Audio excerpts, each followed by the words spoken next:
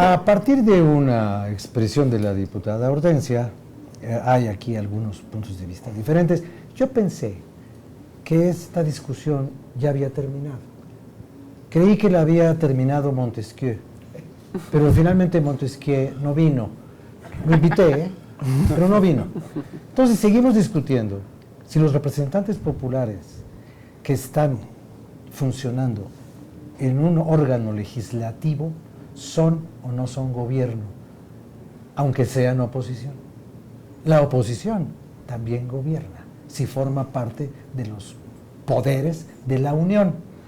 Pero como Montesquieu no vino, a ver, explíquenos usted cuál es la situación, diputado. Sí, en un régimen parlamentario se puede constituir un gobierno de coalición y diferentes fuerzas políticas pueden integrar un gobierno.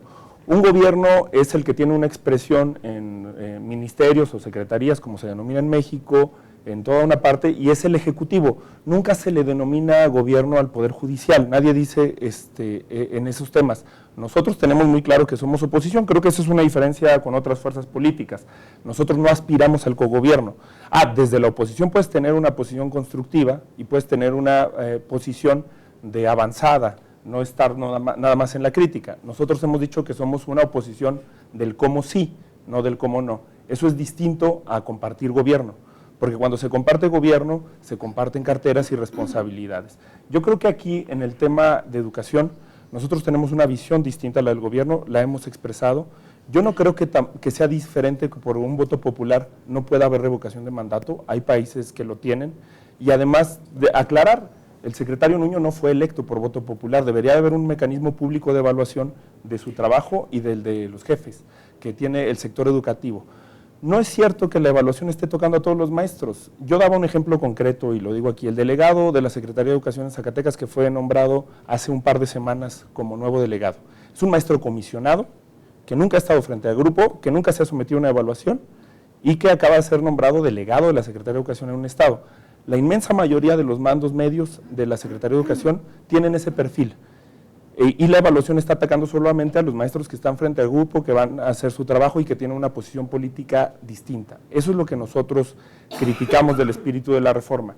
En cuanto al tema digital, van gastados 3.700 millones de pesos en este sexenio en tabletas y laptops.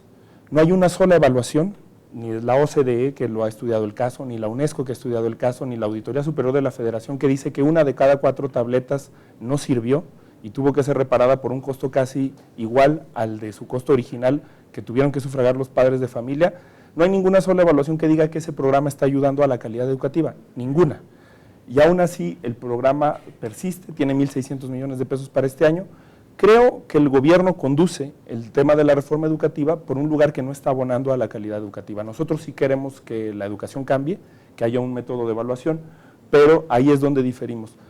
También comparto con la presidenta de la Comisión de Educación que esto es una responsabilidad común de las fuerzas políticas representadas en el Congreso. Muy bien, estábamos con usted. Regresando al tema de la reforma educativa y complementando algunos de los dichos que se han expresado aquí, ahora en la propia reforma educativa se plantea que todos los maestros que quieran aspirar, los que todavía no están dentro del sistema, a una plaza para ser maestro, tiene que hacer un examen de oposición y el mejor tiene que ser el que se contrate. Además de ello, quienes vayan a los mandos, como en este caso subdirectores, directores, supervisores, también tienen que hacer un examen de oposición. Ya no se va a designar al amigo, ya no se va a designar al cuate, ya no se va a designar a aquel coludido en una complicidad, sino muy al contrario, solamente los mejores van a poder aspirando. Y ahí le quiero decir al diputado Álvarez que es donde tendremos que abonar para que también estos mandos medios superiores, como son los delegados en los estados, que se vayan sometiendo y se tendrán que someter. Yo estoy de acuerdo en que se sometan. No podemos hacer todo como quisiéramos a la velocidad que lo requiere este país, tenemos que hacer un gran esfuerzo para ello. Y hay que plantearlo, ya se dijo aquí que hay en las comisiones, en la comisión hay una serie de subcomisiones, y hay una que está vigilante del presupuesto. Es ahí donde hay que plantear el asunto de las tabletas. Es ahí en la subcomisión de educación superior donde hay que ir a debatir para incorporar las ideas que nosotros tenemos de mejora. Entonces hay los espacios creados en esta comisión de educación y ahí felicito a la presidente de la comisión, porque ha tenido una gran apertura y un gran conocimiento e interés de que se hagan las cosas. Ya depende de nosotros si no las hacemos. Diputada, usted quería intervenir. Sí, yo quería comentarle que para nuestro grupo parlamentario es muy importante que la reforma se lleve a cabo de manera correcta, como está planteado. Si hay que evaluar a los docentes, que se evalúe de la forma adecuada a todos. Si hay algunos que no cumplen con lo que se establece en la ley, que se aplique la ley como debe ser. Si hay que hacer el esquema organizacional de escuelas al centro, que se lleve a cabo como se esté planteando. Si definieron que los estados se iban a endeudar durante 20 años a través de su FAM, llámese deuda, llámese bursatilización, que iban a generar estos bonos para tener dinero para la infraestructura educativa, queremos que el dinero llegue a las escuelas de manera adecuada, que no haya escuelas que sigan sin techo, sin ventanas, porque es inaudito que se esté pensando en llevar el internet a las escuelas de las localidades rurales cuando ni siquiera tienen baños, no hay agua potable, no cuentan con electricidad. Sí, es inaudito. Entonces queremos que los niños de la situación más vulnerable, de las localidades más pobres, cuenten con la infraestructura educativa adecuada, que cuenten con maestros bien preparados, con un programa que se les aplique bien y que no con cada paso que se esté dando se encuentre una piedra, una diferencia, que se desvíe esa situación, porque eso es lo que nos va a tocar a nosotros los legisladores en esta etapa,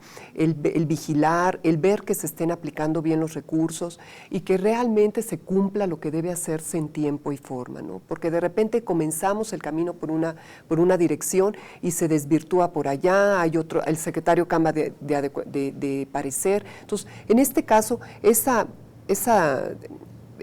adecuación que hemos tenido con la Secretaría, con la Comisión de Educación, esa apertura para poder empezar a trabajar, la hemos visto de manera muy cortés, la hemos visto muy abierta. Entonces, yo creo que es importante el estar proponiendo, el estar criticando cuando las cosas no se están haciendo bien, pero también de manera responsable. ¿Qué es mejor?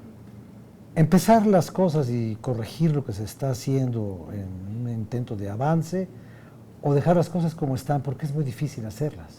No. ¿Qué es mejor? El gran reto, usted lo manifestó en la introducción de este debate, de esta plática.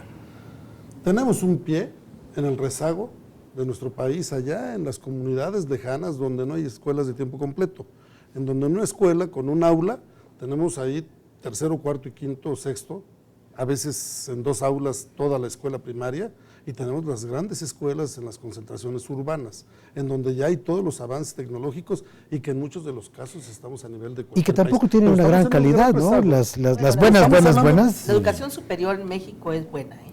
Es buena. Toda. Entonces, estamos hablando del gran rezago y el gran reto que significa cómo resolver el darle todos estos condiciones mínimas de operación a esas escuelas que están allá en las comunidades y que yo represento a muchas en la zona Otomí-Tepehua del estado de Hidalgo. Ahí es el gran reto, cómo hacer y cómo concentrar para que se pueda realizar los estudios convenientemente, porque allá hay maestros que no quieren ir, porque tienen que caminar 6 horas, 8 horas para poder llegar a un aula. Porque no quieren ir, punto. Oye, una pregunta. Yo quisiera hablar. Recuerdo ahí es el gran una reto, pregunta, ¿a cuántas de esas escuelas ha ido el secretario de Educación? Porque yo lo veo en otro tipo de escuelas tomándose la foto. Bueno, tenemos un sistema todos y nosotros, por ejemplo, los diputados debemos de ir y debemos de traerle esta noticia y decir... Yo creo que hay que tener mucho cuidado porque ya basta de hacer toda una campaña en contra de los profesores. Yo sí quiero mencionar que en esta reforma educativa no se tomó en cuenta a los maestros. Actualmente ya se está poniendo en marcha una reforma también a nivel de la educación superior. Tampoco está informada la comunidad académica de las universidades públicas. Los profesores no están informados. Entonces yo creo que mi partido está a favor de la educación, está comprometido totalmente, Morena está comprometido totalmente con la educación. Con lo que no está comprometido es con esta reforma laboral por la manera en que se está haciendo, por toda la planeación que hubo, por la estructura que tiene, porque lo vuelvo a repetir, es una reforma administrativa, es una reforma laboral, es una plataforma electoral también para 2018, y la parte académica, la parte de los contenidos, la parte de planes y programas de estudio, una evaluación seria. Cuando se habla aquí de que los próximos maestros van a presentar un examen y van a ser evaluados, sí, pero cuando se evalúa seriamente a un profesor, hay dos partes en el examen. Una parte que es de contenidos, de un trabajo que tiene que hacer, y hay otra parte donde el maestro prepara su clase y frente a los evaluadores expone una clase y se le mide cuál es su capacidad didáctica. En este caso, todo es a través de la computadora. Nunca hay una cuestión de una evaluación presencial. O sea, es como si usted me dijera que van a calificar a un médico actor, y no lo pongo a operar. Un actor que no representa un papel delante de un público, nada más le preguntan por escrito. Exactamente. ¿No? A un cocinero. O a un médico que no vea al paciente. Sí. Todo es mejorable y hay que aportarlo. Claro, hay que decirlo. ¿Quería usted decir algo? Sí, en ese mismo sentido, creo que lo importante es buscar las formas de cómo seguir mejorando la educación. La presidenta de la comisión citó muy atingentemente el hecho de decir, aquí estamos comprometidos todos con eso. Una de nuestras primeras obligaciones es legislar los puntos neurálgicos para que eso se plasme en la ley. Y yo creo que otro elemento fundamental, yo insisto, es en la planeación de la educación. Pero como un tercer tema y que vale la pena ponerlo en la mesa y analizarlo con mucho cuidado, es despolitizar la educación, porque le tenemos que dar un rumbo de crecimiento, de capacidad, pero para que eso se logre, tiene que haber una gran disposición fuera de los conceptos políticos. Que no se vea como punto electoral, que no se vea como que aquí voy a tener mayores canonjías, no, que se vea como que queremos un México diferente, con un país diferente, como un país diferente y un país en desarrollo, con una educación de los primeros estándares de la OECD. Ahora había quien decía que al contrario, que la educación debería politizarse, en el sentido de que se debería preparar, no volver a los tiempos del general Cárdenas, que decía que por obligación constitucional la educación tenía que ser socialista. Bueno, pues sería imposible politizarla de esa manera.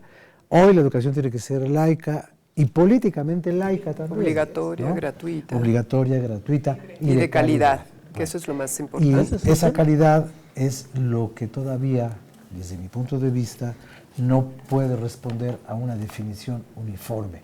Sí. ¿Qué es la calidad educativa? Eso es algo de lo cual a lo mejor otro día podemos hacer un segundo programa solamente hablando de la calidad de la educación. La mejor educación del continente americano, ¿cuál ha sido? ¿Dónde está la maestra de América que le decían a Gabriela Mistral? ¿Dónde está este empeño que decían del vasconcelismo que llevaba los clásicos? Yo no sé para qué llevaban los clásicos a donde había estufas de carbón. Será para que pudiéramos calentar la comida echando ahí un libro de Píndaro, ¿no? No sé. Pero bueno, ese es el gran debate nacional y ese es el tema que hemos abordado hoy y esa es la razón por la cual yo les agradezco a ustedes su compañía y a usted le agradezco su presencia y vamos a regresar en la próxima emisión, a lo mejor con un tema que amplíe a lo mejor con otro, ya veremos. Gracias por su compañía.